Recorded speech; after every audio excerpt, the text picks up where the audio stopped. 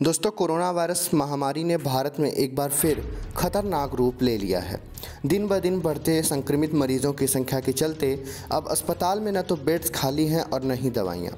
सबसे बड़ी बात यह है कि अब अस्पतालों में ऑक्सीजन की कमी के चलते कोविड मरीजों की जान जा रही है। हर रोज़ नए कई मरीज ऑक्सीजन की कमी के चलते दम तोड़ रहे हैं। केंद्र सरकार इस चुनौती का सामना करने की लगातार कोशिश कर रही है, लेकिन संकट से अभी तक उबर नहीं पाई है। लिहाजा अब डॉक्टर भी सामान्य मरीजों को ऑक्सीजन लेवल बढ़ाने के लिए होम थेरेपी की सलाह दे रहे हैं। हाल ही में केंद्रीय स्वास्थ्य मंत्रालय ने भी घर पर रहकर ऑक्सीजन लेवल बढ़ाने के कई तरीके बताए हैं। खुद प्रधानमंत्री मोदी भी लोगों को पेट के बल लेटकर अपने ऑक्सीजन लेवल को बढ़ाने की सलाह दे चुके हैं। बहरहाल आज हम आपको कुछ ऐसे आसान ट्रिक्स बता रहे हैं जिनके ज़रिए आप घर पर बैठे ऑक्सीजन लेवल इम्प्रूव कर सकते हैं। दोस्तों, एक शोध में पाया गया है कि हमारे इंटेस्टाइन में मौजूद माइक्रोबायोटा कई तरह के बैक्टीरियल संक्रमण से हमारी रक्षा करता है।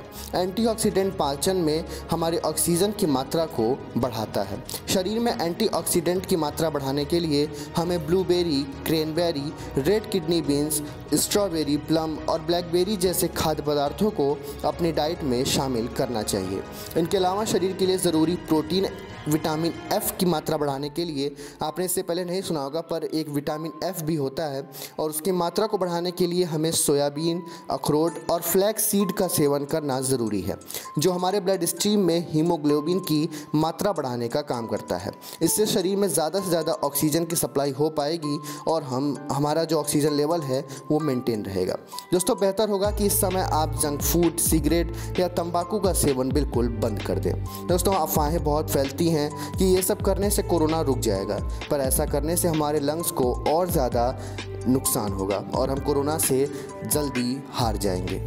दोस्तों, अगर आप अपने डेली रूटीन को हेल्दी खान पान के अलावा वर्कआउट को भी शामिल करते हैं, तब आप सेहतमंद रहेंगे और आपके ऑक्सीजन लेवल में भी सुधार होगा। एरोबिक व्यायाम और सिंपल वॉक के ज़रिए आप अपने ऑक्सीजन लेवल को इम्प्रूव कर सकते हैं। जैसा कि अमेरिकन हार्ट एसोसिएशन ने भी लोगों को हर रोज़ 30 मिनट वॉक करने की सलाह दी है। AHA के अनुसार हर रोज़ 30 मिनट की वॉक सप्ताह में 2 घंटे के जिम के वर्कआउट करने से ज़्यादा प्रभावी है। दोस्तों, जो पसीना हम जिम में बहाते हैं, वो पसीना बचाकर हम 30 मिनट वॉक करें तो उससे हमें ज़्यादा फ़ायदा होगा। टहलने से न सिर्फ आपको शारीरिक लाभ मिलेगा, बल्कि इससे आपका मूड भी हल्का रहेगा और आप आसपास का जो नेगेटिव माहौल बना हुआ है उससे आप दूर रहेंगे। साथ ही साथ आपका कॉन्फिडेंस लेवल भी बढ़ेगा। दोस्तों, नियमित रूप से फेफड़ों का व्यायाम करना हमारे रेस्पिरेटरी हेल्थ को बनाए रखने के लिए बहुत ही महत्वपूर्ण है। हालांकि कई लोगों को ब्रीदिंग एक्सरसाइज करते वक्त काफ़ी परेशानी होती है। दोस्तों, हमें ब्रीदिंग एक्सरसाइज एक सही तरीके से करनी चाहिए। सबसे पहले हमें अपने डायफ्राम के बूते धीरे से सांस लेनी चाहिए। कभी भी तेज़ी से सांस लेने की कोशिश ना करें। इसकी वजह से आपका जो ऑक्सीजन का लेवल का स्तर है वो अचानक से तो बढ़ता है, पर उसके तुरंत बाद काफ़ी ज़्यादा घट जाता है। इसलिए सबसे पहले धीमे से अपने डायफ्राम के बूते सांस लें और उसके बाद नाक से अपनी सांस को छोड़ दें। बता दें कि जब हम नाक से सांस लेते हैं तो सांस की धीमी गति के कारण हमारे फेफड़े अधिक मात्रा में ऑक्सीजन एब्जॉर्ब करते हैं। इससे हमारे ऑक्सीजन लेवल में काफ़ी ज़्यादा सुधार आता है।